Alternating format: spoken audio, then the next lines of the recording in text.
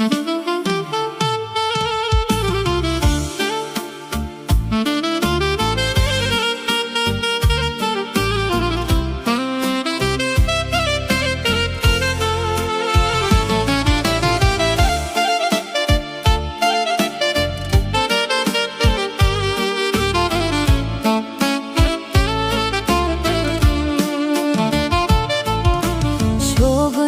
cu 300 de oi, când vii și treci cu turma pe la noi, de-i vedea pe mândrul dragul meu, spune-i că mă poartă dorul greu.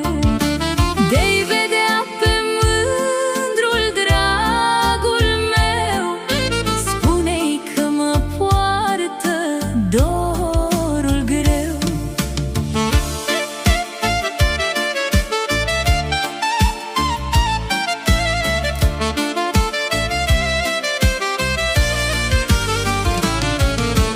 Când soarele răsare peste munți, îmi aduc aminte de cărunți, spune-i numai lui că îl iubesc și prin dor mereu îl pomenesc. Spune-i numai lui că îl iubesc și prin dor mereu îl pomenesc.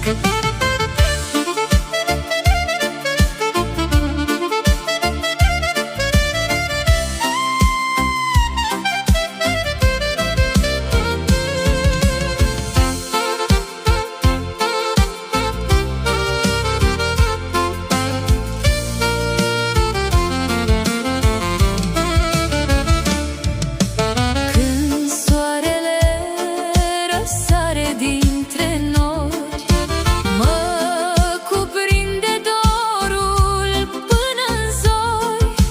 Jale mie și nu-l pot uita, n-am ce face, asta mi-e soarta. Jale mie și nu-l pot uita, n-am ce face,